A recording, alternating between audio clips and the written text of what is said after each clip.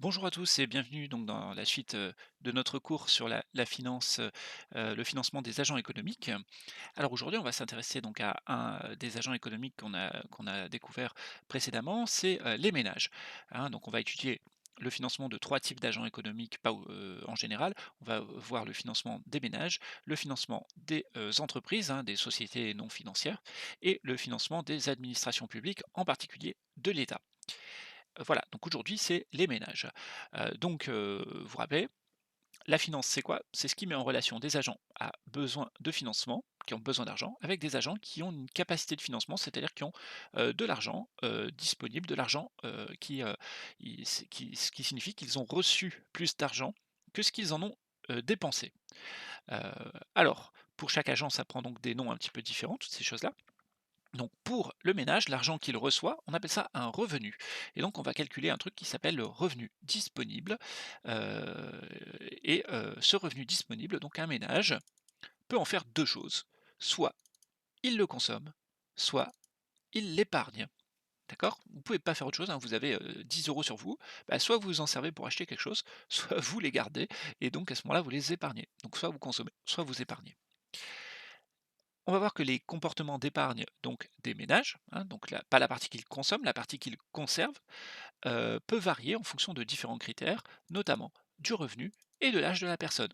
D'accord? Plus votre revenu est élevé, en général, plus vous pouvez épargner. Et également, en fonction de votre âge, on verra quelques petites nuances, mais globalement, plus on est âgé, plus on est en capacité d'épargner.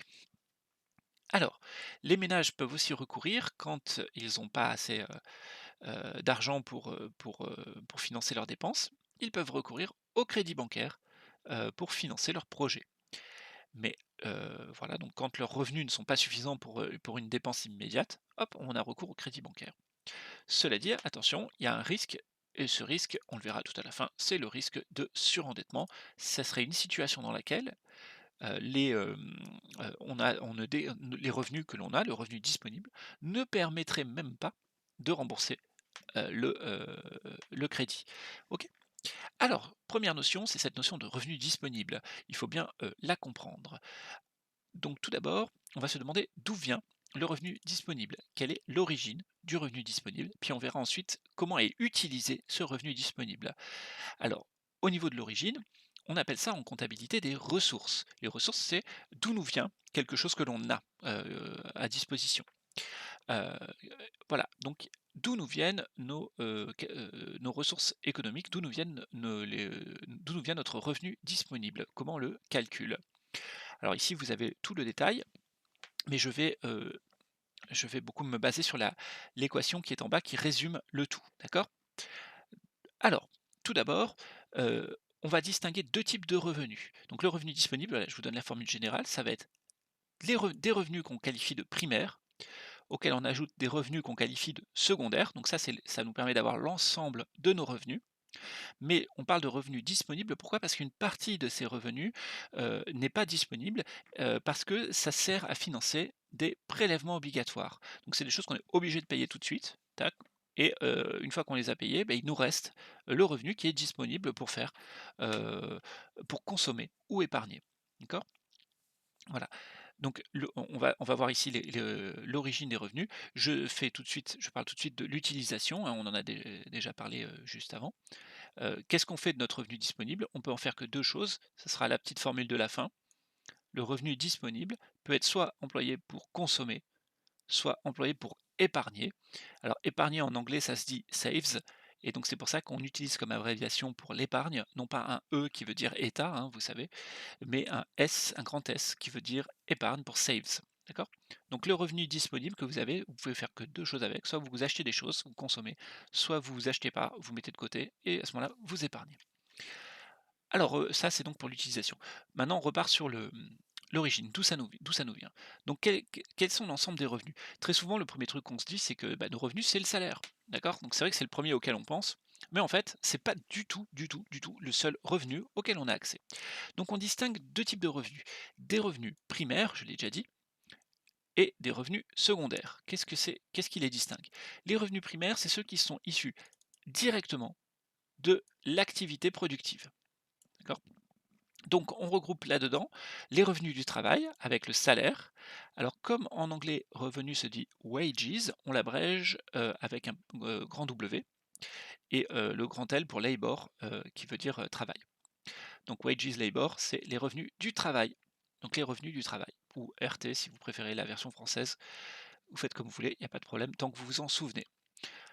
Donc premier type de revenu, primaire qui vient directement de l'activité productive et ben, c'est les salaires.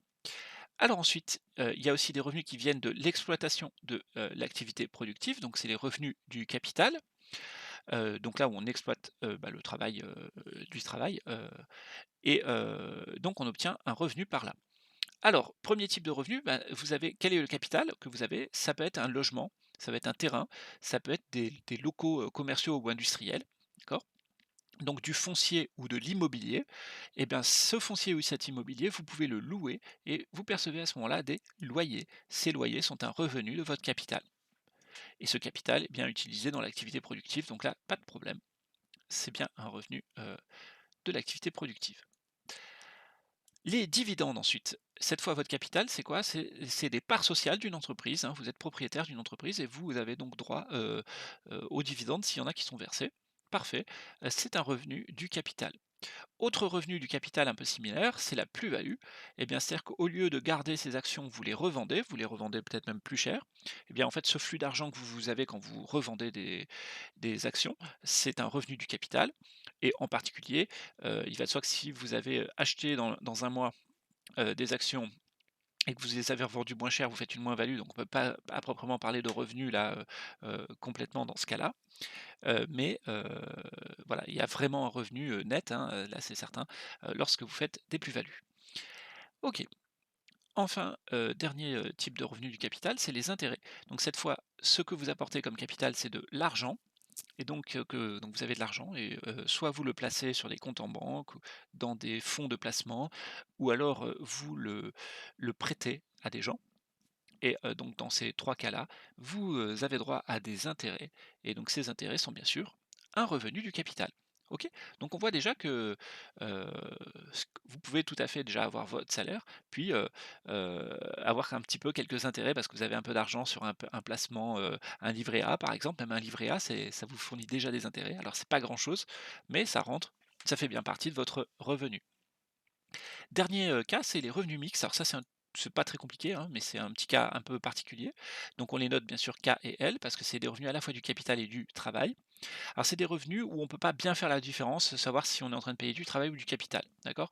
Donc c'est les revenus de tout ce qui est artisan indépendant, un maçon, plombier ou autre et de tout ce qui est profession libérale. Profession libérale, c'est par exemple infirmière libérale, médecins libéraux, c'est des notaires, c'est des avocats, c'est, un architecte, libéral, un qui est pas salarié, hein, c'est important. Un architecte indépendant. OK? Et donc, pourquoi est-ce que c'est les revenus mixtes? Parce qu'on ne peut pas bien distinguer ce qui rémunère le travail, ce qui est de l'ordre du salaire et ce qui sert à payer, du capital, heu, du, travail mort en fait, hein, qui a été avancé. Donc par exemple, vous prenez un plombier, vous payez 45 € de l'heure. Alors vous vous dites: «Ouh là là, c'est cher, 45 €, dis donc si j'avais un salaire, à 45 € de l'heure, je serais super bien payé». Bah oui, mais le problème c'est que c'est pas son salaire au plombier. Dans ces 45 €, il y a une partie qui sert effectivement à rémunérer son travail. Donc là, pas de problème. Son activité, son travail vivant, ce qu'il vient de faire. Donc ça, il y a pas de problème. Mais il y a une partie, des 45 € qui servent au contraire à, rémunérer, du travail passé, qui s'est accumulé, par exemple, sous la forme de la camionnette, sous la forme des outils, sous la forme de l'atelier, du plombier et cetera, ou de l'argent qui a été avancé pour qu'il crée sa société. Et donc, à ce moment-là, on rémunère, du capital et pas le travail et même si ce capital exploite du travail, hein, on est d'accord, ça c'est pas le sujet là, hein, mais hem, voilà et donc c'est pour ça qu'on parle d'un revenu mixte. Donc dans ces fameux 45 €, en fait, le salaire de l'artisan n'est pas 45 € du tout. Il y a une grosse partie qui sert à financer, le reste, du capital. D'accord? Alors voilà, c'est pour ça qu'on appelle ça revenu mixte, mais c'est bien un mélange entre revenu du travail et revenu du capital. Donc voilà pour les revenus primaires. Mais en fait, on ne touche pas que des revenus liés à l'activité productive. On peut aussi percevoir des revenus secondaires. Qu'est-ce que c'est que les revenus secondaires? C'est des revenus de transferts sociaux ou des revenus de transfert assurantiel. Alors oui, il aurait fallu que je corrige un petit truc, mais heu, voilà, c'est ça qu'il faut comprendre. C'est soit des revenus de transferts sociaux, soit des revenus de transferts assurantiels. Assurantiel, attention, assurantiel, on pense tout de suite à des assurances privées. Attention, l'essentiel des transferts assurantiels sont des transferts d'assurance publique. On va voir ça, alors il y aura un chapitre consacré à l'assurance, en général, où on verra les cas d'assurance privée et l'assurance publique. Heu, mais vous verrez que enfin, une grosse partie de l'assurance, en fait, est bien publique. Par exemple, la retraite, c'est lié au, le chômage, la retraite, l'assurance, pardon, le chômage, les retraites et la maladie, sont, pour l'essentiel financés par les assurances, chômage, les assurances maladie et les assurances retraite, les caisses de retraite. C'est une forme d'assurance retraite. Alors ça peut paraître bizarre, hein, parce que la retraite perçue comme un risque, ça peut vous paraître bizarre, alors je vous expliquerai ça dans le chapitre, sur l'assurance. Voilà, donc les revenus secondaires, c'est tous ces revenus de transfert. Alors, si on prend, voilà, je vous signale juste, ça je ne vais pas le détailler, vous lirez, pour le détail, on va étudier nous que le revenu disponible, mais il existe 2 autres notions très utiles pour comprendre, notamment pour faire des comparaisons. Heu, c'est le revenu disponible ajusté et le revenu arbitrable. Donc j'en dis juste un mot ultra rapide, avant de détailler le revenu disponible. Le revenu disponible ajusté, c'est en fait le revenu disponible mais en tenant compte en plus des prestations en nature. Parce que vous verrez que dans le revenu disponible, on va avoir donc des prestations uniquement monétaires. On n'a que de l'argent là. D'accord.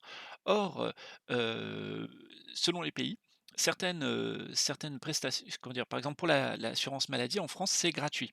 Donc vous allez, vous vous faites soigner, vous ne payez pas, vous donnez la carte vitale et vous avez accès à la prestation en nature sans avoir à sortir d'argent. Alors que dans d'autres pays, cette même prestation, vous auriez dû sortir de l'argent. D'accord? Et donc en fait, si on devait comparer le revenu de 2 personnes de 2 pays différents, et un pays où il y a plein de prestations en nature et l'autre où il y en a pas, ben on aurait l'impression que le pays où il y a plein de prestations en nature, ils ont un revenu, vachement inférieur et on se dirait: «Oh là là, ils sont beaucoup plus pauvres, ils ont accès à beaucoup moins de choses». Et à l'inverse, le pays où tout est payant, ils auraient des revenus énormes, sauf que, bah, comme tout est payant, en réalité, si on compare leur pouvoir d'achat, peut-être qu'il est pas si éloigné, que ça. D'accord? Donc, je sais pas, vous prenez le cas de la Suisse, par exemple, ils ont des salaires très importants, mais en Suisse, tout est payant, et donc en fait, avec un salaire beaucoup plus important, vous n'avez pas forcément, le même niveau de vie, hein. Par exemple, il y a pas d'assurance chômage, des choses comme ça. Et à l'inverse, en France, vous avez peut-être un revenu moindre, mais par contre, vous avez tout un tas de prestations, qui sont inclus dans le revenu et donc ça vient limiter l'écart, l'écart apparent qui a l'air énorme. En fait, il y a toujours un écart, mais il est beaucoup moins important, que ce qu'on pouvait penser au départ. OK? Alors, on va rester sur le revenu disponible. Donc le revenu disponible, je redis ce que c'est la somme de vos revenus primaires qui comprennent donc vos revenus du travail, vos revenus du capital et les revenus mixtes, auxquels on ajoute tous vos revenus secondaires, qui sont donc les revenus, de transfert, donc par exemple le RSA, les allocations, certaines allocations, voilà. Des revenus assurantiels, publics, donc par exemple retraite, maladie, chômage et aussi, des assurances privées comme les mutuelles par exemple, hein. Donc voilà, si par exemple vous êtes malade, il y a une partie qui est prise en charge par l'assurance, maladie et une partie peut-être qui est prise en charge par votre mutuelle. Voilà, donc c'est ça, qui vient ici. Mais dans ces revenus, tout n'est pas disponible parce qu'une partie sert à financer des prélèvements obligatoires, donc sous forme d'impôts directs ou de cotisations. Alors, pour bien se souvenir de ça, les prélèvements obligatoires, les cotisations sont nécessairement directes parce que ça vise directement une personne. C'est-à-dire que ça dépend de votre salaire. Et donc voilà, vous avez tel salaire, vous, et donc vous payez telle cotisation, ou votre employeur paye telle cotisation directement par rapport à votre salaire. Les impôts par contre directs, c'est, alors on distingue les impôts directs et les impôts indirects. Vous avez les impôts indirects ici ne rentrent pas en compte. Les impôts indirects, ils sont liés à la consommation, par exemple, mais en fait les impôts indirects, on ne sait pas précisément qui les paye. Et d'ailleurs techniquement, ça fait que vous aujourd'hui, vous payez déjà en tant que lycéen des impôts indirects quand vous payez la TVA, vous allez, acheter des bonbons, paf, bah, dessus il y a de la TVA. Vous payez déjà un impôt indirect. Quand vous payez de l'essence, vous payez un impôt indirect. Mais au final, on s'en fout de savoir, on ne sait pas précisément qui a payé, ce litre d'essence et cetera. D'accord? Par contre, les impôts directs, ça vise directement une personne. On va regarder une personne. C'est ça là que ça veut dire direct. Alors, donc on est ici là. Les impôts directs, on en distingue essentiellement en 2. Des impôts sur le revenu, donc on va regarder le revenu d'une personne et on va, calculer donc, un impôt par rapport à son revenu. Donc je précise que tout le monde ne paie pas d'impôt sur le revenu parce que les impôts sur le revenu sont calculés sur la base de tranches. C'est-à-dire qu'on va prendre, votre revenu, donc supposons que vous ayez 30 000 € dans l'année par exemple, eh bien on va faire 3 tranches de 10 000 € par exemple et sur les 10 000 premiers euros, on va dire que les 10 000 premiers euros que vous touchez, vous ne payez pas d'impôt dessus. Donc cette première tranche, paf, vous l'avez, c'est bon, il n'y a pas d'impôt dessus. La deuxième tranche qui va de 10 000 à 20 000 €, et ben là-dessus, on va vous appliquer un taux d'imposition, par exemple, on va dire de 10%. Mais attention, vous ne payez pas 10% sur 20 000 €, vous payez 10% sur la tranche qui va de 10 000 à 20 000 €. Ce qui veut dire, c'est 10% là de 10 000, donc vous payez 1 000 €. Et puis supposons que vous ayez encore de 20 000 à 30 000. Alors là, par exemple, l'impôt passe à 15%. Donc là, vous payez 15%, mais pas 15% sur 30 000. Vous payez 15% sur cette tranche qui va de 20 000 à 30 000 €. D'accord? Donc si je prends un cas vraiment plus simple, avec juste 20 000 € et avec les taux d'imposition que j'ai donnés, eh bien, une personne se retrouverait donc à payer 1 000 €. Pourquoi? Parce qu'elle paye zéro sur ses revenus de 0 à 10 000 € et elle paye 1000 sur la tranche qui va de 10 000 à 20 000 € qui est taxée à 10% par exemple. Donc elle paye 1 000 € sur 20 000 € et donc vous voyez que le taux marginal a beau être de 10% pour la dernière tranche, le taux moyen que ça donne pour la personne en question, ça fait du 5% parce que c'est 1 000 € sur 20 000, un vingtième, ça fait 5%. Voilà. OK? Donc très souvent, vous entendez pas mal de choses sur les impôts sur le revenu, le taux de 40, ouh là là, c'est prohibitif, mais en fait non, pas du tout. Le taux d'impôt moyen, sur le revenu en France, est très en dessous des 40. 40, c'est la dernière tranche. C'est-à-dire que c'est, quand vous avez déjà, des revenus quand même ultra conséquents, c'est la tranche qui dépasse un certain seuil de revenus et c'est là-dessus on vous prend 40% sur chaque euro supplémentaire. Mais voilà, c'est pas, ça va quoi. Heu, OK, ça c'est l'impôt sur le revenu. Voilà, même principe pour l'impôt sur le patrimoine. Donc là, on va regarder le patrimoine d'une personne et on va avoir, si, voilà, il y a toute une partie du patrimoine qui est exemptée d'impôt, mais au-delà d'un certain seuil, on commence à payer, des impôts. C'est quand on a beaucoup de patrimoine. Voilà. Alors ces prélèvements obligatoires, il faut savoir, bien sûr, ils ne sont pas gardés dans des coffres forts. Ils servent à financer les revenus secondaires ou à financer des fameuses prestations en nature. D'accord? Et donc ça finance quand on finance à ce moment-là les prestations en nature, ça veut dire que, les prélèvements obligatoires ne financent pas à ce moment-là du revenu secondaire, mais financent directement du revenu primaire, par exemple celui des médecins et des infirmières, pour prendre ce cas-là, qui sont donc payés et voilà. OK, donc les prélèvements obligatoires servent à verser, des revenus secondaires ou des revenus primaires. C'est pas, je le redis, gardé dans des coffres forts. Voilà, donc le revenu disponible ajusté, je l'ai dit, c'est quand on tient en compte, en plus du revenu disponible, du fait qu'on perçoit, hem, des prélèvements en nature et donc à ce moment-là, on essaie d'évaluer, ce que vaudraient, ces prélèvements en nature si on les avait reçus en argent et ça nous permet d'ajuster et de faire des comparaisons internationales et enfin, dernière notion, c'est celle de revenu arbitrable. Donc là, le revenu arbitrable, c'est le revenu disponible dont on a retiré tout ce qu'on appelle les dépenses pré-engagées. Parce que le revenu disponible, il se trouve qu'il a beau être disponible, c'est pas pour autant qu'au quotidien on peut, arbitrer l'affectation de ce revenu. Parce qu'il est possible qu'on ait des dépenses qui soient pré-engagées. Donc par exemple, votre abonnement téléphonique, les loyers, les assurances, toutes ces choses-là qui sont automatisées en quelque sorte, et ben c'est des dépenses sur lesquelles vous n'avez plus de choix. D'accord? Elles sont, vous avez fait le choix auparavant, mais maintenant vous êtes, bloqué, donc vous ne pouvez pas, arbitrer, ça et donc le revenu arbitrable est très utile, par exemple, je sais pas, quand vous faites une étude, marketing ou un business plan, bah, vous allez regarder, dans la région où vous allez, ou pour votre marchandise, bah, quel est le revenu arbitrable des gens? C'est-à-dire qu'est-ce qu'ils peuvent, consacrer éventuellement à l'achat de votre produit, par exemple. OK? Voilà, bon, c'est quelques petites notions pas inutiles. Voilà, donc maintenant vous savez d'où viennent vos revenus. Et que vous voyez qu'il ne faut pas juste regarder les salaires, il faut regarder plein de choses et notamment tout ce qu'on touche et ce que l'on doit payer et ensuite qu'est-ce qu'on fait de ces revenus? Et ben, soit on consomme, soit on épargne et ça nous donne donc ce petit schéma que vous pouvez compléter et apprendre, hein, c'est ça, c'est vraiment le truc à apprendre. Donc on a de la production, vous vous souvenez que production en économie, ça veut dire qu'il y a eu des revenus qui ont été distribués, hein, on parle de la production au sens économique, pas de la production non économique, même si ça peut paraître bizarre de parler de production non économique, mais je ne vais pas détailler ça. Donc production, ça veut dire que quelqu'un a été rémunéré pour ça. Et donc la production permet de dégager une répartition primaire, donc des revenus du travail, des revenus du capital et des revenus mixtes. Donc les revenus qui sont directement issus de l'activité productive. Une fois que ces revenus-là ont été versés, qu'on a eu une première répartition, comme elle pose des soucis, cette répartition, on va faire une redistribution. Et dans cette redistribution, qu'est-ce qu'on fait? On va retirer des prélèvements obligatoires qui vont sur ces revenus primaires et on va, à l'aide de ces prélèvements obligatoires, verser des revenus de transfert, heu ce qui va donc générer une redistribution et une partie, je l'ai déjà dit, des prélèvements obligatoires va partir en prestations en nature, donc n'est pas reversée en revenus, mais sert à payer des revenus ici, de départ. Voilà, donc on a, heu, une redistribution où on prélève des impôts pour verser des revenus de transfert.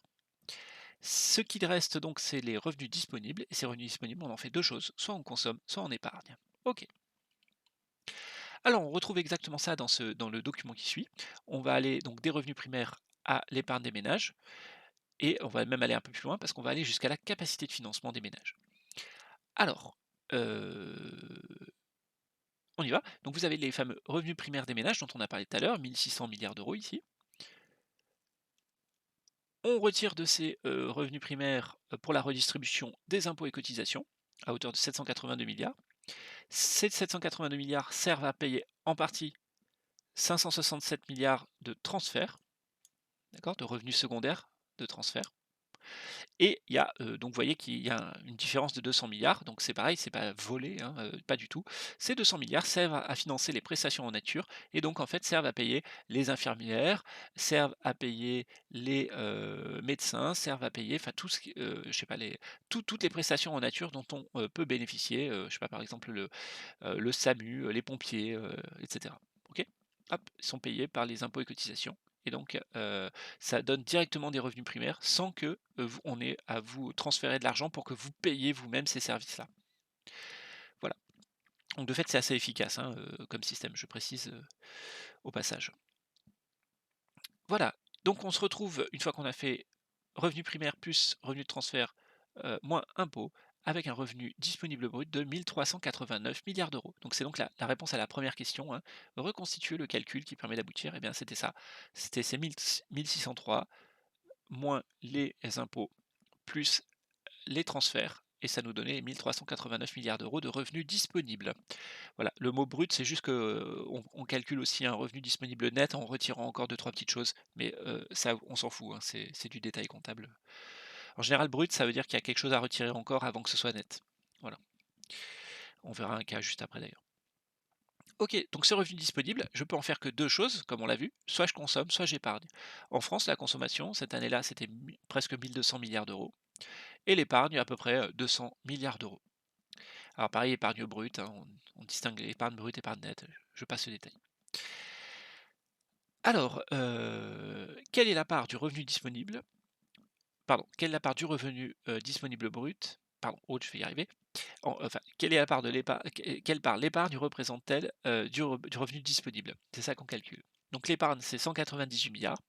On va la rapporter, c'est-à-dire on va diviser ces 198 par 180 pardon, 1 389, et grâce à ça, on aura, la part de l'épargne, par rapport au revenu disponible brut.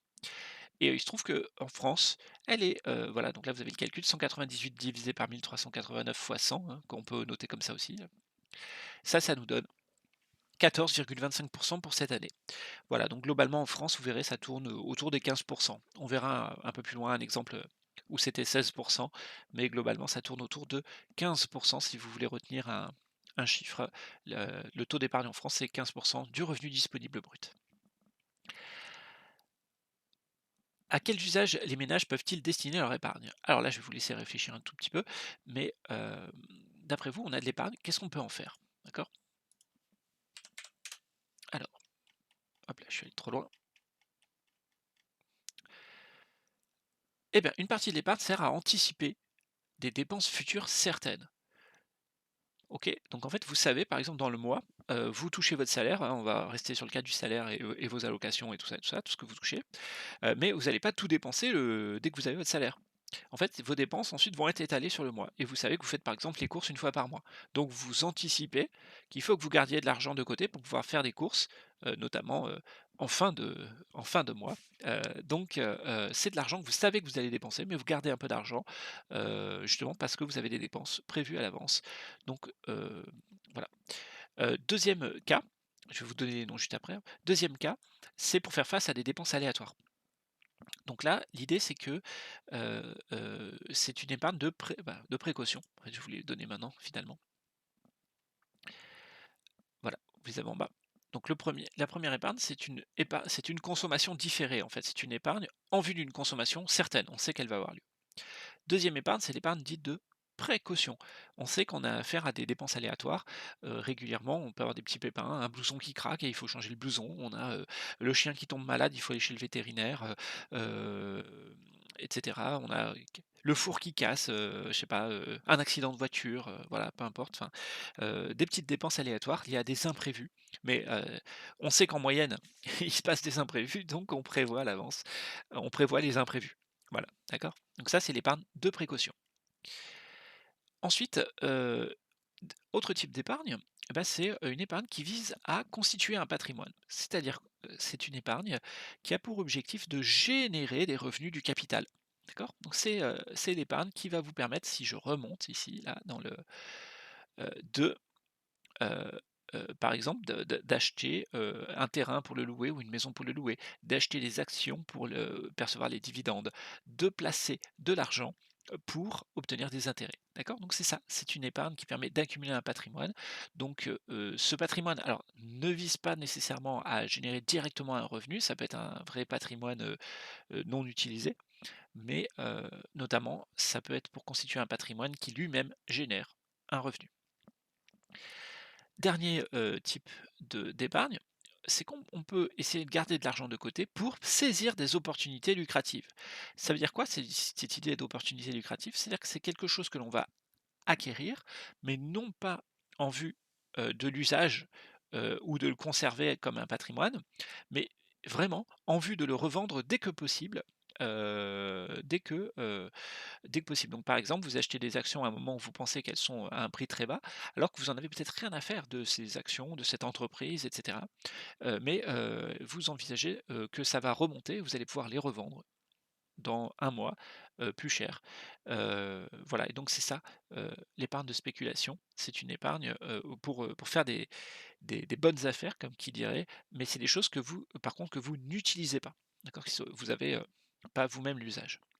OK, donc voilà 4 motifs, les 4 motifs de l'épargne, possibles.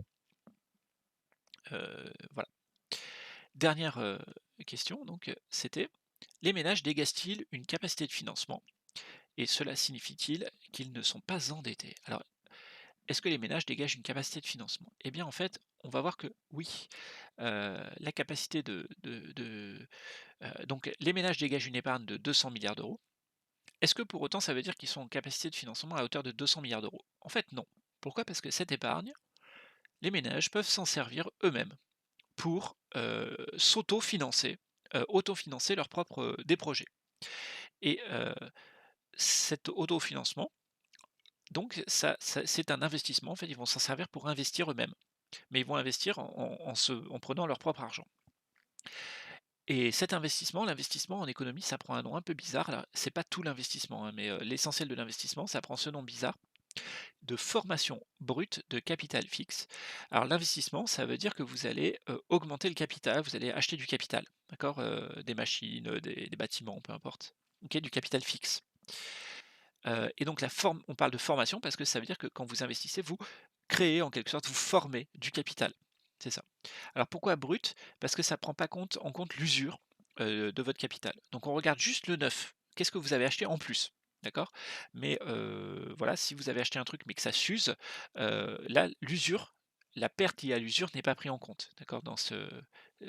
Si vous prenez en compte l'usure, par contre, on est dans la formation nette de capital fixe.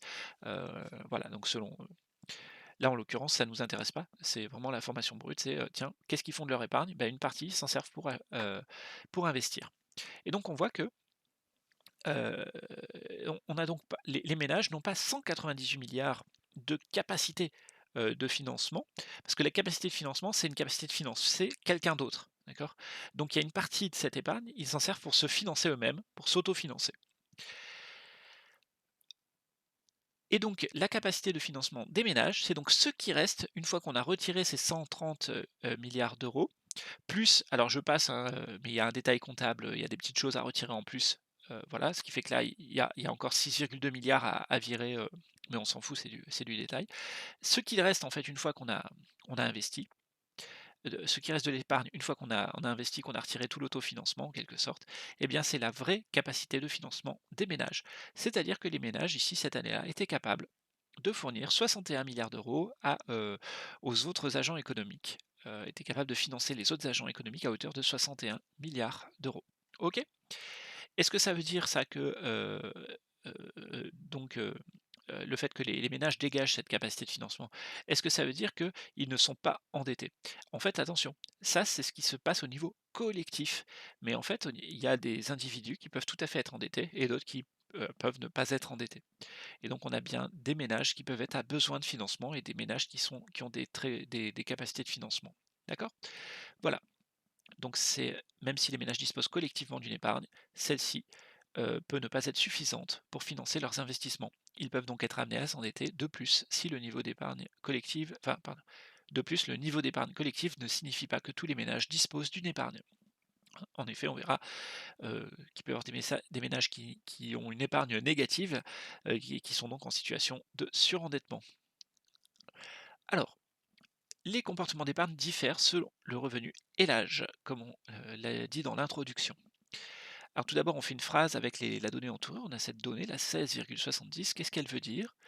On nous dit que c'est le taux d'épargne pour l'ensemble ici de la population en France en 2011. Et selon qui? Selon l'INSEE et l'Observatoire des inégalités. D'accord? Voilà. Enfin, l'Observatoire des inégalités qui fait partie de l'INSEE, ça doit être ça. Alors, d'après l'INSEE, donc, l'ensemble des ménages en France en 2017 dégageaient une épargne équivalente à 16,70% ou 16,7% de leur revenu disponible brut. Et oui, parce que le taux d'épargne, c'est quoi? C'est, ça nous expliquait là, la part de l'épargne, d'accord? La part, c'est le slash de l'épargne dans le revenu disponible. Voilà. Et multiplié par 100 pour obtenir un taux en pourcentage. OK? Et voilà, 16%. Donc vous voyez qu'on est toujours autour de ces 15%. Hein, le taux d'épargne, je vous ai dit, c'est à peu près 15% en moyenne en France. Par contre, vous voyez que ces 15% sont très inégalement répartis. On a les ménages pauvres qui épargnent très très très peu, en moyenne, et on a des ménages très riches qui, eux, épargnent beaucoup, en moyenne. D'accord? Donc pareil, si on avait pris les 1% les plus riches, là, on serait à 50% de taux d'épargne, etc. Ensuite, quel lien peut-on établir entre le niveau de revenu des ménages et leur taux d'épargne et comment l'expliquer? Donc on est toujours sur le premier graphique. Ben, on voit bien que, comme on l'a dit, le taux d'épargne croît avec le revenu. Comment est-ce qu'on peut expliquer ça? Eh bien, tout bêtement, plus le revenu est élevé, plus le taux d'épargne l'est. On peut supposer que quand le revenu augmente, bah, les besoins premiers en gros, hein, sont satisfaits, hein, donc je peux me loger, je peux me nourrir, je peux m'habiller. Donc tout ça est satisfait. Et donc si mes revenus continuent d'augmenter, bah, l'argent qui va arriver en plus, c'est du plus, quoi. Donc il est disponible, je peux le mettre de côté, l'épargner, le prêter à d'autres. Voilà. OK? Question 7 maintenant, comment le taux d'épargne évolue entre 30 et 59 ans et comment l'expliquer? Donc là maintenant on va s'intéresser à l'âge. On va voir que l'âge est aussi, on voit, un déterminant important de l'épargne. Alors on voit que les plus jeunes, qui sont souvent ceux qui ont les revenus les moins élevés, ont une épargne très faible. Et on voit que l'épargne a tendance à gonfler avec le temps, notamment le long de la vie active. Et on sait pourquoi un des facteurs premiers, ça va être que dans la vie active, en général, nos revenus ont tendance à plutôt augmenter. Alors bien sûr, c'est pas automatique, hein, mais généralement ont tendance à plutôt augmenter, dans le temps. Et on voit bien qu'arrivé à la retraite, il se trouve que quand vous passez à la retraite, vous avez une chute de vos revenus, hein, c'est tout à fait classique et on voit que là, c'est encore lié à avec l'âge, on a encore en réalité en grande partie un effet lié aux revenus. Or, si vous regardez la dernière partie, votre revenu à la retraite ne change plus. Pour autant, on voit à nouveau une hausse, du taux d'épargne. Ça veut dire que, le revenu ne suffit pas à expliquer, les comportements d'épargne, il y a d'autres choses qui l'expliquent. Donc par exemple pour les plus de 60, les 69, enfin entre 60 et 70 ans, qu'est-ce qui explique ça?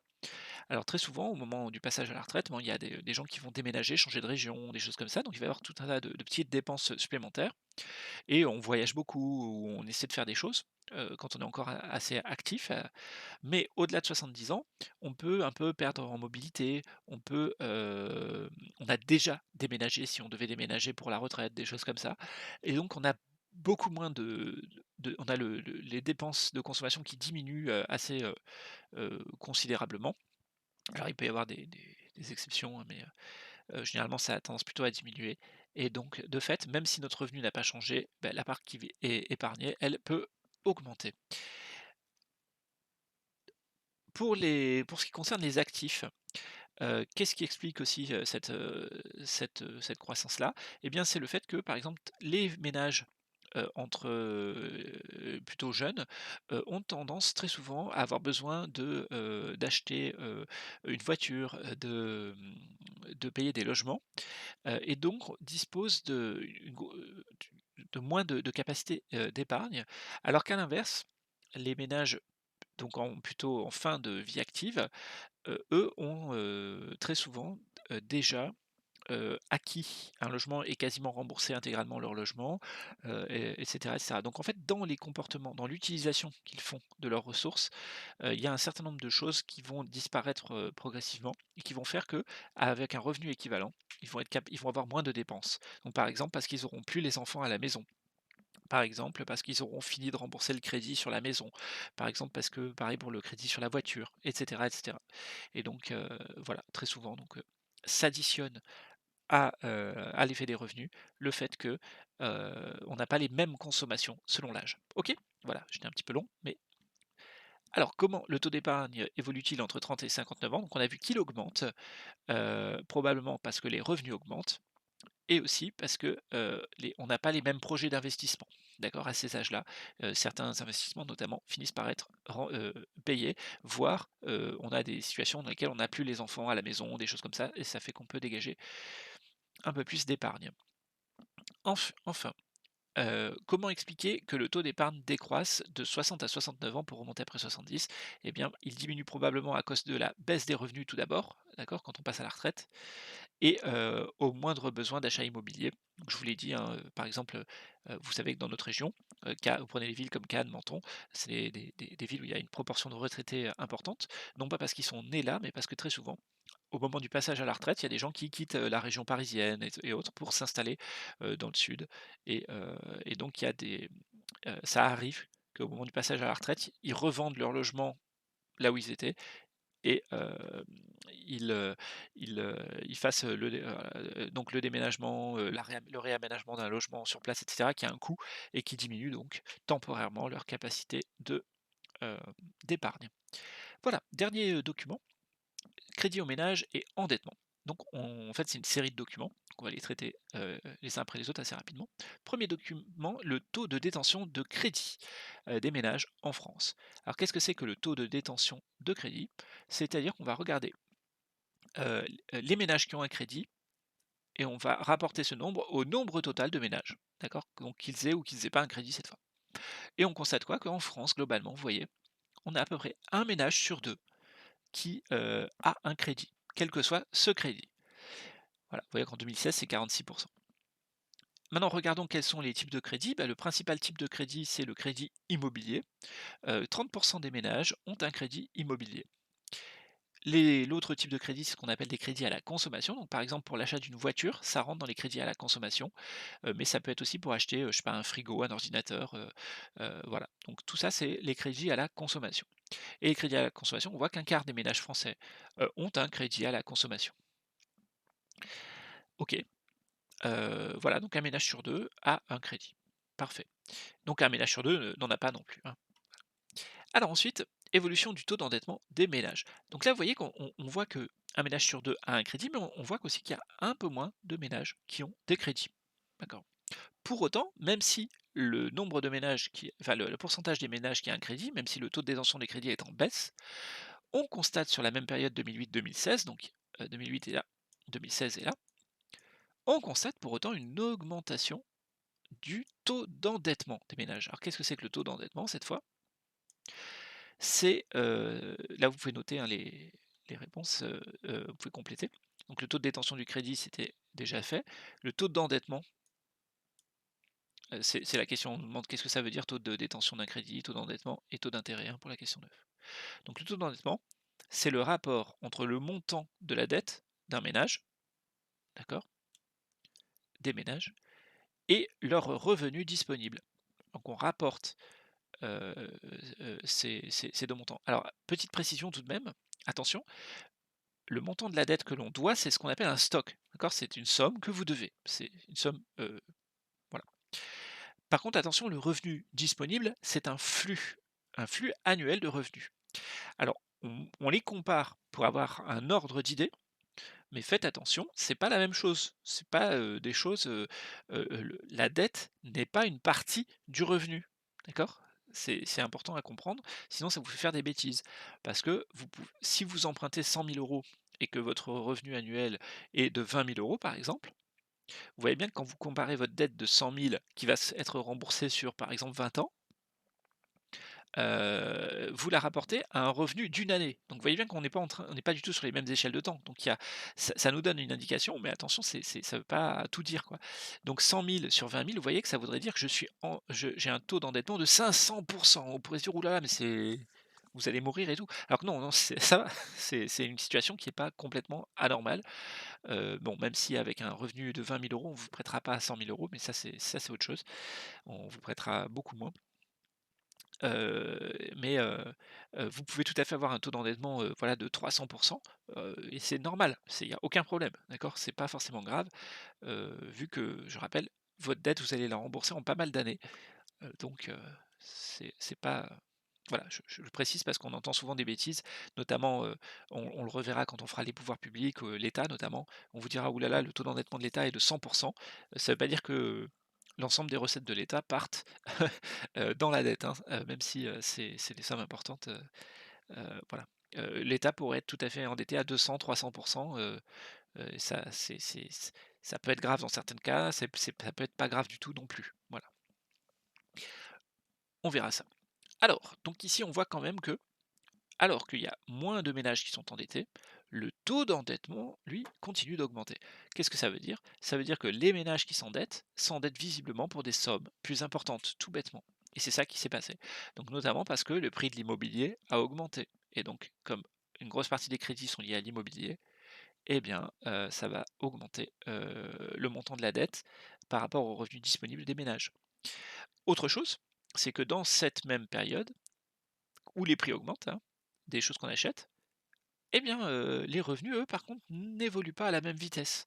Voire pour certaines catégories, les revenus ont eu tendance à, légèrement, diminuer, même si c'est visible au niveau d'une catégorie, mais individuellement, les gens peuvent ne pas le voir. D'accord? Je vous ai déjà expliqué ça. Hem, vous, votre salaire, vous allez être embauché, votre salaire va augmenter, augmenter, augmenter, augmenter, d'accord? OK, donc vous dites: «Bah, tiens, c'est génial, le salaire augmente».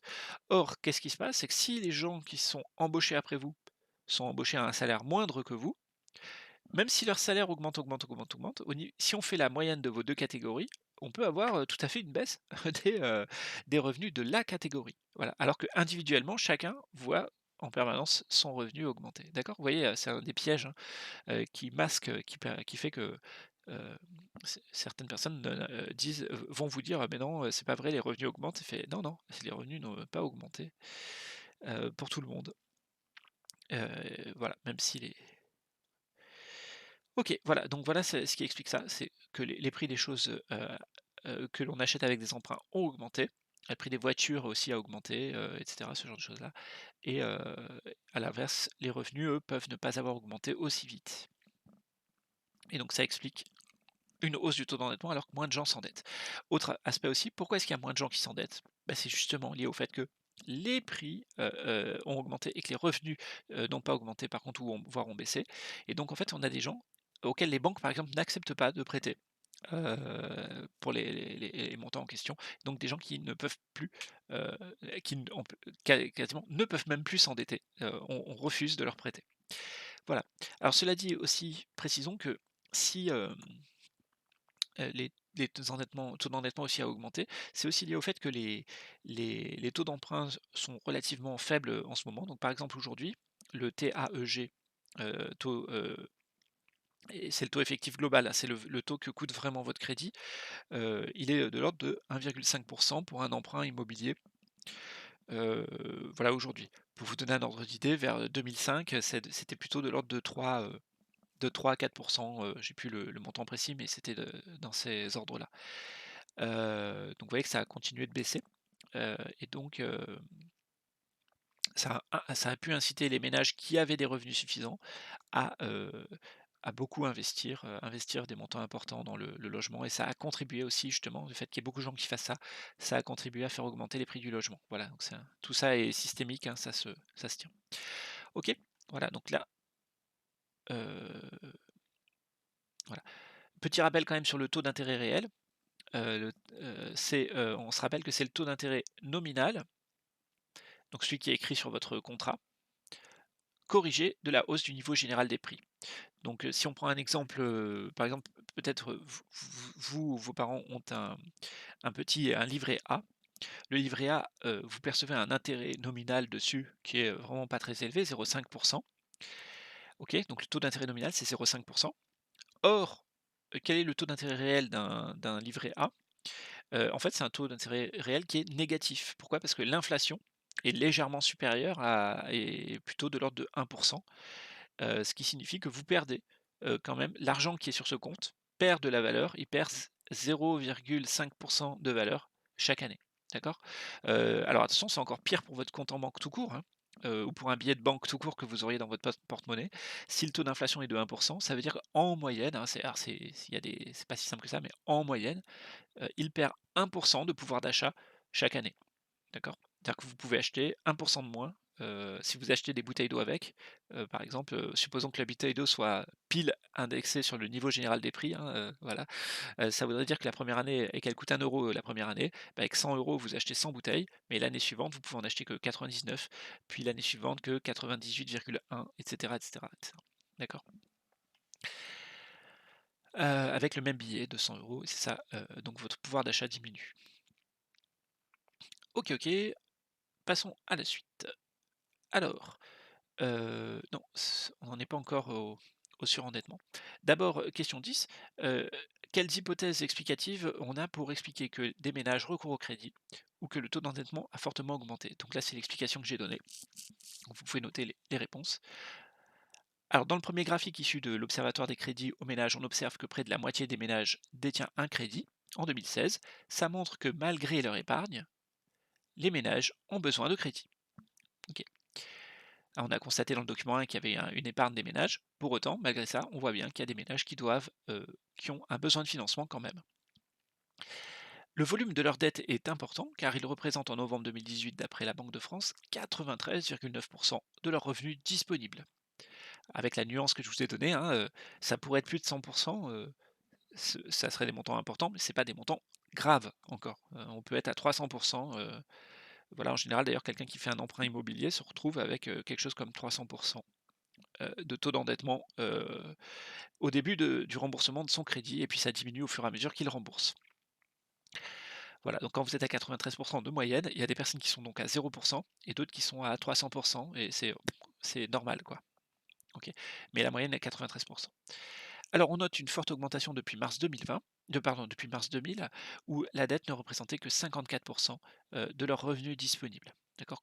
La dette comparée aux revenus, ça donnait 54%. Aujourd'hui, on est à 93%, ça a quand même presque doublé. Voilà, ça veut quand même dire quelque chose. Alors on peut supposer que la hausse du taux d'endettement s'explique à la fois par une certaine baisse des capacités d'épargne, heu, des ménages, qui peut provenir donc ils épargnent moins les ménages. Pourquoi? Parce qu'ils ont des revenus peut-être qui n'ont pas augmenté ou que le coût de la vie a augmenté. Voilà, donc je donne un exemple, de choses qui a augmenté dans le coût de la vie, le coût des études. Les frais scolaires, par exemple, ont énormément augmenté, particulièrement pour les grandes écoles et les écoles privées. Ça a plus de doublé en 10 ans, hein. Par exemple, vous aviez des écoles de commerce, c'était déjà cher, c'était déjà 20 000 €, il y a une dizaine d'années. C'est passé à 40 000 €, hein, donc vous voyez que, voilà. Dans le même temps, le prix du logement, particulièrement du logement étudiant aussi, a continué d'augmenter. Donc rien que les frais d'études, ça a explosé, quoi. Voilà. Et d'ailleurs, il y a beaucoup d'étudiants qui vivent des situations assez, dramatiques, hein, c'est pas, une période il y en a même beaucoup qui renoncent à certains types d'études à cause de ça et c'est assez malheureux. Alors qu'au départ, le but était que les étudiants soient quasiment, heu, voilà, aient des coûts minimums, hein, avec des logements étudiants, des crous, des cantines, enfin des cantines étudiantes et tout ça qui devaient faire que ça coûtait pas cher. Mais en fait, bon, les choses ont un petit peu évolué, quoi. Ensuite, heu voilà, on peut ajouter aussi que la crise de 2008 a pu jouer, dans la baisse des revenus aussi. Dernier élément, c'est qu'il y a des faibles taux d'intérêt et que les faibles taux d'intérêt, ça incite à s'endetter un peu plus, quoi. Parce que du coup, il y a pas grand ça coûte moins cher de rembourser, donc pourquoi pas avoir l'argent tout de suite, pour, et le rembourser au fur et à mesure. Dernière, petite chose, ça concerne donc le surendettement. Donc on fait une petite étude du surendettement, on va pas aller trop dans le détail, hein, parce que ça nécessiterait mais jetez un petit œil pour voir un petit peu et essayer de trouver des explications parce qu'il y a des choses qui peuvent paraître bizarres, au profil du ménage surendetté. Alors tout d'abord une petite chose, attention, un ménage surendetté, c'est pas forcément un ménage qui est devenu dans cette qui est comment dire? Qui est surendetté parce qu'il a pris des crédits au départ. En fait, le surendettement est souvent le fait qu'on prenne des crédits est souvent une conséquence, d'une situation de départ qui posait problème.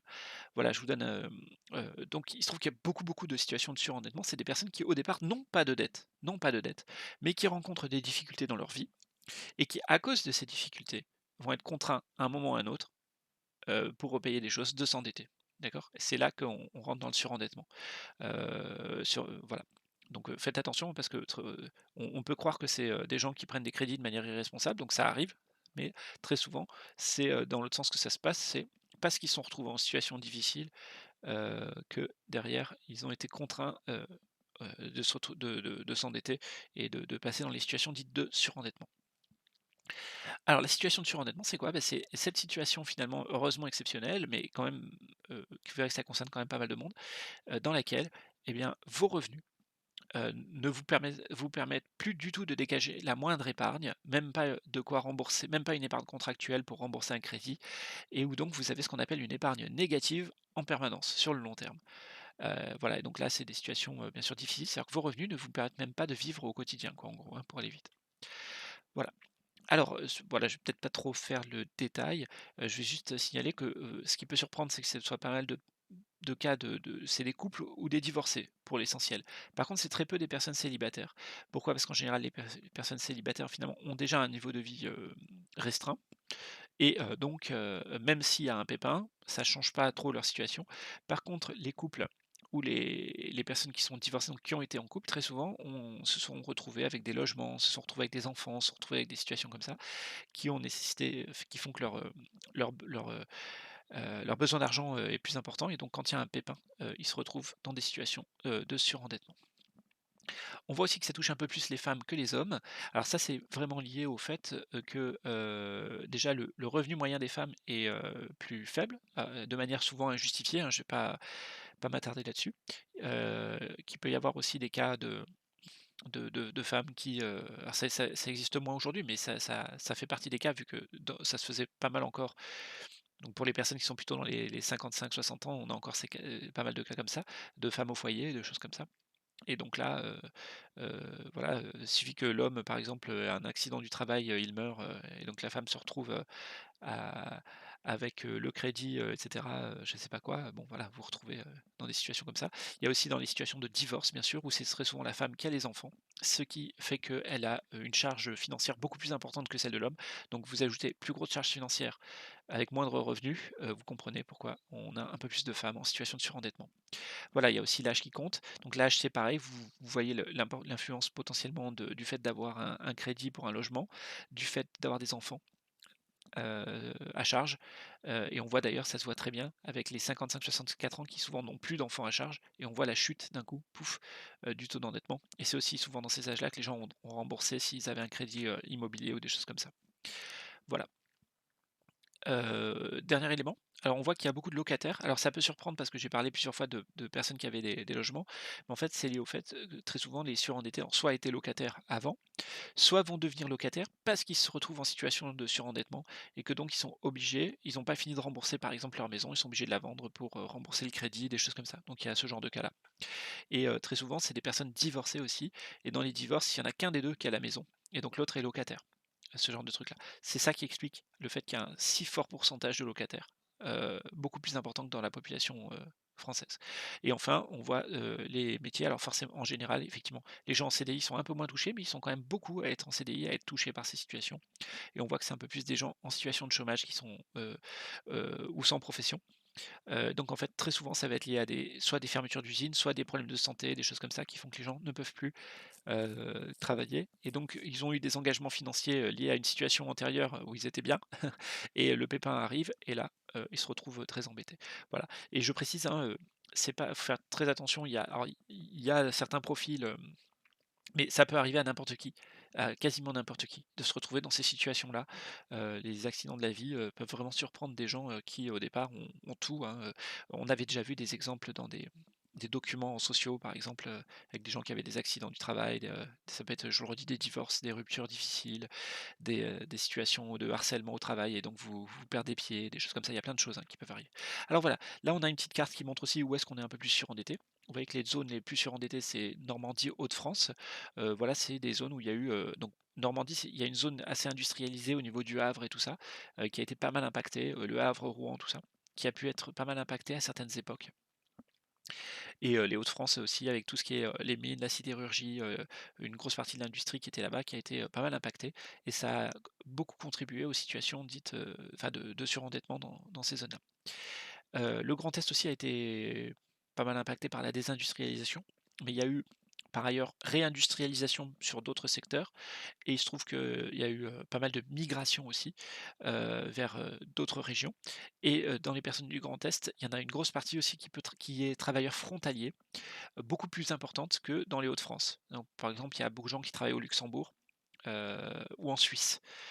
Suisse ici et Luxembourg, par là, et donc ça, rien que ça a beaucoup, compté dans le fait que le Grand Est ici ait une situation, meilleure, et donc moins de surendettement. Voilà. Le PACA, par contre, en PACA, le pourquoi et en Corse, enfin en PACA surtout, pourquoi est-ce qu'il y a du surendettement? Donc c'est lié au fait qu'en PACA, les revenus sont pas très, très élevés, hein, il y a beaucoup d'inégalités de revenus en PACA. Donc il y a beaucoup de gens, finalement, qui ont pas forcément des revenus très élevés, alors que par ailleurs, le coût de la vie est plus élevé. C'est vraiment ça, qui est très marquant, pour le cas du PACA, c'est le coût de la vie très élevé. Alors que dans les Hauts-de-France, le coût de la vie est pas plus élevé. Par contre, on peut se retrouver dans les Hauts-de-France avec des situations liées à la précarité énergétique, qui marquent beaucoup plus, voilà, il y a beaucoup plus de dépenses pour l'énergie dans les Hauts-de-France, et ça peut jouer dans la précarisation des gens. Voilà. Alors le chiffre, peut paraître pas très élevé, 343 pour 100 000, parce que ça fait même pas 1, vous voyez, hein, ça fait 0,34 si on prend l'ensemble de la France. Mais si vous prenez une ville comme Valbonne qui a 14 000 habitants, ça veut dire qu'il y a, 50 personnes quand même qui vivent dans un ménage, surendetté, en situation de surendettement. Donc vous voyez que ça commence à faire quand même 50 personnes, c'est pas rien, hein. Sur une truc comme Valbonne, ça commence à faire du monde, et c'est plusieurs milliers, hein, donc hem, sur le cas sur le département, on a un département qui fait un peu plus d'1 million d'habitants. Il y a plusieurs milliers de personnes, vous voyez que ça commence à compter quand même, hein, qui sont en situation de surendettement, heu pour une partie de leur vie, c'est quand même considérable. Voilà. OK, donc si on fait le portrait type, bah, du surendetté, alors c'est un peu exagéré, mais c'est plutôt le portrait modal le plus fréquent du surendetté, bah, ça va être, une femme, en couple ou divorcé, mais pas célibataire, dans la période active de sa vie, qui se retrouve locataire, était ou se retrouve locataire. Heu, le chômage, fait partie des explications et très souvent, c'est des personnes qui vivent plutôt, voilà, région nord, Normandie, Hauts-de-France, tout ça. Voilà. OK. OK, OK. Hop là, juste avant que je vous mette les réponses, on a fini. Voilà, alors le revenu disponible, on se rappelle, c'était quoi? C'est la somme d'argent réellement disponible pour consommer ou épargner. Elle s'obtient par l'addition des revenus primaires, secondaires, déduction faite des prélèvements obligatoires. Donc vous voyez que cette phrase-là, c'est en fait les 2 équations, hein, que je vous ai données précédemment, mais mis sous la forme d'une phrase. Donc voilà, si vous avez les apprenez les équations et vous les retraduisez en français pour vous rappeler de la définition. C'est vraiment, le moyen mnémotechnique, c'est ça, hein. Vous apprenez la formule et paf, vous avez la définition automatiquement dans votre tête après. Qu'est-ce que c'est que la consommation? Alors, en particulier la consommation marchande, parce qu'il y a une consommation non marchande de prestations, hein, ça je la prends pas en compte là. On regarde juste la consommation marchande. Et ben, c'est une opération économique, comptabilisée au moment de l'achat d'un bien ou d'un service. Donc vous achetez un bien ou un service, on considère que vous l'avez consommé, même si vous allez le consommer que dans plus tard, hein. Hop, comptablement, on dit: «Vous avez payé», ça rentre dans votre consommation et c'est des biens qui sont, acquis en vue de satisfaire directement, par leur usage un besoin final. D'accord? Donc si vous achetez, des choses pour les revendre, là vous êtes en train de faire des consommations intermédiaires à la limite, c'est pas de la consommation finale et donc ça, ce n'est pas comptabilisé à ce moment-là. Ce qu'on comptabilise, c'est uniquement ce qui est utilisé, ce que les vêtements que vous achetez pour vous et cetera et cetera. Sinon on est dans le cadre d'une activité, on est dans un autre cadre, on est dans le cadre de la comptabilité des entreprises, c'est autre chose. Voilà, l'épargne enfin, bah, c'est aussi une opération économique, hein. C'est les 2 opérations économiques, hein, la consommation et l'épargne. Donc, épargne, c'est une autre opération économique, heu donc qui désigne donc le fait qu'une partie du revenu disponible n'est pas consommée. Donc ça désigne soit l'opération, c'est l'action, soit un stock, à ce moment-là, heu, ce donc soit, comme on disait, soit une action, soit un état et donc là, c'est un état, soit la partie du revenu disponible qui n'est pas consommée. Alors on y va pour le bon, tant pis, j'ai les réponses. Faire le point, vous essayez de tous les ménages dégagent une capacité de financement. Eh bien, non, c'est faux, hein, on l'a vu. Avec le document 3, il y a des ménages surendettés, il y a des ménages qui s'endettent tout court aussi, hein. Donc, les ménages qui s'endettent pour acheter une maison, ont un besoin de financement temporairement et donc, non, tous les ménages ne dégagent pas forcément une capacité de financement. Par contre, pris dans leur ensemble, les ménages dégagent en moyenne une capacité de financement. Question 2, les ménages les plus jeunes sont ceux qui épargnent le plus. Eh bien non, c'est faux, on l'a vu, c'est pas les jeunes qui épargnent, le plus. On pourrait dire pourtant c'est eux qui vont épargner pour leurs vieux jours, mais non.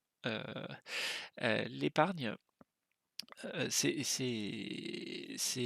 au contraire les plus jeunes qui peuvent le moins épargner et c'est, au contraire à des âges un peu plus avancés qu'on épargne un peu plus. Voir le document numéro 2.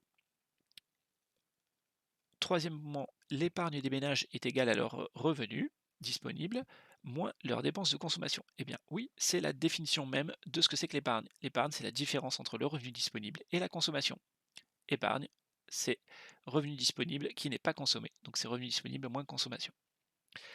Quatrièmement, près de la moitié des ménages français recourent au crédit.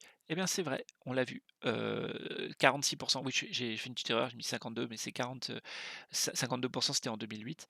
Si vous prenez les chiffres plus récents, on est de l'ordre des 46% de ménages qui détiennent au moins un crédit, quel que soit ce crédit. Voilà. Alors, vous avez donc la synthèse à réaliser. Je ne vous la donne pas. Cette fois-ci, vous l'aurez en début de la prochaine vidéo. Donc, essayez de le faire, c'est pas très compliqué. Essayez de dire donc d'abord qu'est-ce que c'est que l'épargne d'un ménage. Comment est-ce qu'un ménage, en fait, voilà, donc vous allez devoir rappeler vite fait la notion de revenu disponible et dire que il y aura une consommation et ce qui va rester, bah, c'est l'épargne. Donc, rappelez ce que c'est que l'épargne. Ensuite, on va voir que dans l'épargne, il y a, un sous-ensemble qui est la capacité de financement parce qu'une partie de l'épargne ne sert pas à financer d'autres personnes. Donc il faudra expliquer ce que c'est que la capacité de financement. Quels facteurs expliquent les différents, taux d'épargne les différences de taux d'épargne? D'accord? Donc quels sont les principaux facteurs? On a vu, hein, c'est l'âge et le revenu, mais à vous de le formuler clairement. Et que fait un ménage lorsque son épargne est insuffisante? Eh bien, qu'est-ce qu'il va faire? Donc son épargne, ça lui permet de s'autofinancer, mais si son autofinancement ne lui permet pas de financer son projet, eh ben, il a recours à l'emprunt. Donc pareil, vous formulez ça, clairement. Et enfin, quel est le risque, et quand est-ce qu'il est atteint? Quand est-ce que le fait d'emprunter pose problème? Bah, c'est si vous vous retrouvez dans une situation où, vous ne c'est le risque, c'est le surendettement et le surendettement, c'est une situation dans laquelle, vos revenus disponibles ne vous permettent même plus de rembourser votre emprunt. Donc vous vous retrouvez avec, en fait, en quelque sorte, une épargne négative et donc voilà, là vous êtes embêté. Voilà, c'est tout pour aujourd'hui, donc je vous donnerai la synthèse en début de prochain cours, hein, mais je vous invite à essayer de le faire par vous-même, mais voilà. Eh bien, à très bientôt. Au revoir.